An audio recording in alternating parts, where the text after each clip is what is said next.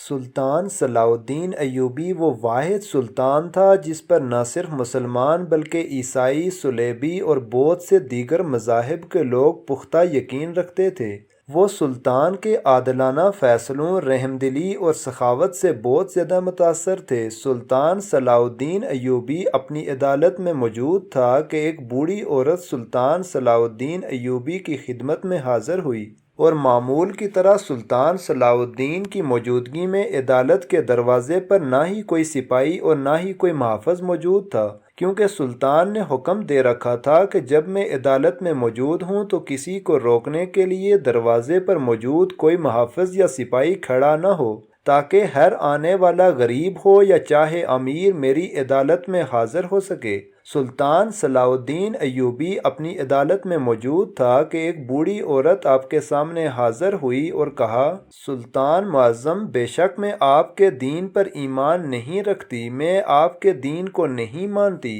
لیکن مجھے آپ پر، آپ کے عدل، آپ کی سخاوت، آپ کی نیک دلی پر کوئی شک نہیں، اس لیے میں اپنا مقدمہ اپنے قاضی کی بجائے آپ کے پاس لے کر حاضر ہوئی ہوں۔ یہ سن کر سلطان نے کہا کہ اماں جی، تم بتاؤ تم کیا حاجت لے کر میرے پاس حاضر ہوئی ہو؟ تو ناظرین محترم، بوڑھی اماں نے کہا، سلطان معظم، میں اور میرا ایک بوڑھا شوہر ایک ایسے زمین کے ٹکڑے میں رہتے ہیں جہاں پانی کا کوئی اور ذریعہ نہیں، اور ہمارے گھر کے پاس ایک کنواں موجود ہے جو کہ بہت پرانا ہے، لیکن جب سے ہم نے اس کنویں کے پاس اپنا مکان بنایا تب سے لے کر آج تک اس کنویں کو ہم ایک گھوڑے کی ہر سال بلی دیتے ہیں، اور جس سال ہم گھوڑے کی بلی نہ دیں وہ کنواں خشک ہو جاتا ہے، اور اس کنویں کے بارے میں مشہور ہو گیا ہے کہ جب تک وہ ہر سال گھوڑے کی بلی نہ لے وہ کنواں خشک ہو جاتا ہے، اور جب ہم ایک گھوڑے کی بلی دیتے ہیں تو وہ پھر سے تر و تازہ ہو جاتا ہے۔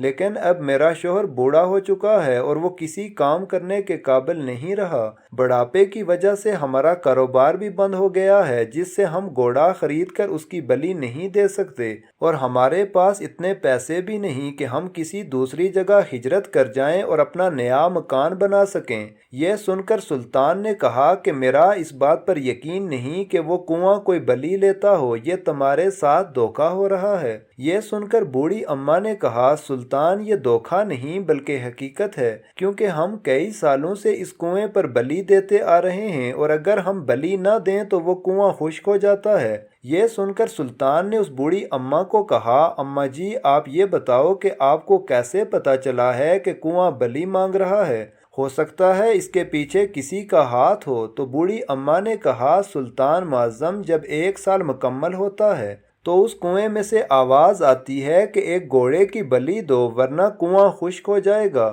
پھر سلطان نے کہا کہ تم اس گھوڑے کی بلی کیسے دیتی ہو؟ تو اماں جی نے کہا، سلطان معظم، میرا شوہر اس کنویں کے ساتھ شام کو گھوڑا باندھ دیتا ہے، اور جب ہم صبح جاتے ہیں تو وہاں سے گھوڑا غائب ہو جاتا ہے اور کنواں پانی سے بھر جاتا ہے۔ اب سلطان کی حیرانی مزید پریشانی میں بدل گئی کہ میں نے اپنی زندگی میں ایسا کنواں نہیں دیکھا۔ تھوڑی دیر سوچنے کے بعد سلطان نے کہا، اماں جی، اس کنویں کو 1 سال کب مکمل ہوگا اور آپ نے کب بلی دینی ہے؟ تو بوڑھی اماں نے ڈھیلے لہجے میں کہا، سلطان معظم، آج رات اس کنویں میں سے وہی آواز آئے گی اور اس سے اگلی رات ہم نے اس گھوڑے کی بلی دینی ہے۔ یہ سن کر سلطان نے کہا، اماں جی، آپ اب چلی جاؤ، میں شام کو وہاں پہنچتا ہوں، آپ پریشان نہ ہوں، آپ کا کنواں خشک نہیں ہوگا۔ یہ سن کر بوڑھی اماں وہاں سے چلی گئی۔ ناظرین محترم، سلطان تھوڑی دیر سوچنے میں مصروف ہو گیا۔ پھر سلطان صلاح الدین ایوبی نے اپنے جاسوس خاص علی بن سفیان سے مشورہ کیا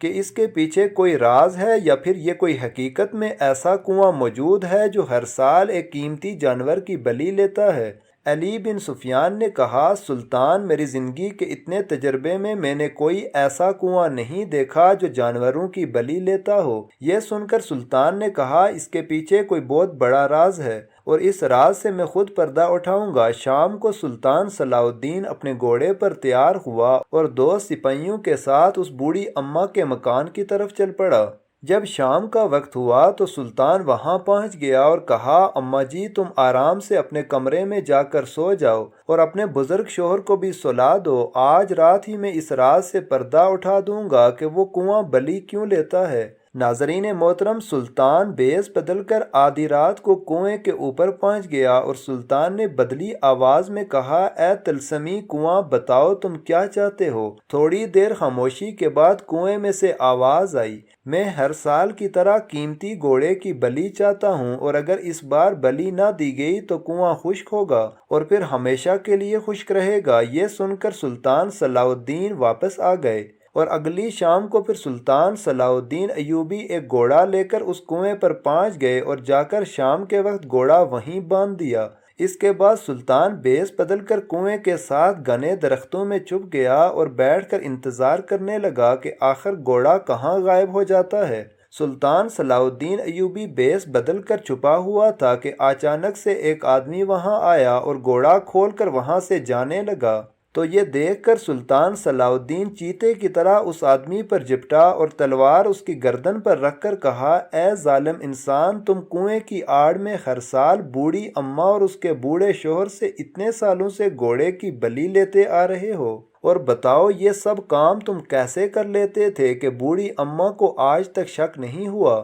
کہ یہ کنواں کوئی طلسمی کنواں نہیں بلکہ عام کنواں ہے؟ تو اس آدمی نے کہا، سلطان معظم، ہر سال جب ایک سال مکمل ہوتا ہے تو میں اس کنویں میں نیچے اتر جاتا اور جیسے ہی بوڑھی اماں اس میں اپنا برتن ڈالتی تو میں اس برتن کو الٹا کر خالی کر دیتا اور بوڑھی اماں سمجھتی کہ کنواں خشک ہو گیا، اور کنواں اتنا گہرا ہے کہ وہاں سے پانی صاف صاف نظر نہ آتا، اور بوڑھی اماں سمجھتی کہ بلی کی وجہ سے کنواں خشک ہو گیا ہے، اور پھر میں وہاں سے بیٹھ کر عجیب عجیب آوازیں نکالتا کہ اس کنویں کو بلی دو ورنہ کنواں خشک رہے گا۔ جب بوڑھی اماں گھوڑا باندھ دیتی تو میں وہاں سے گھوڑا کھول کر آدھی رات کو چلا جاتا اور بوڑھی اماں سمجھتی کہ بلی کی وجہ سے کنواں تر و تازہ ہو گیا ہے، اور اسی طرح میں ہر سال بوڑھی اماں سے ایک گھوڑا لے کر جاتا ہوں۔ ناظرین محترم، سلطان نے تلوار اس کی گردن پر کستے ہوئے کہا، بتاؤ وہ اتنے گھوڑے جو اتنے سالوں سے تم لے کر جا رہے ہو وہ تم نے کہاں چھپا کر رکھے ہوئے ہیں؟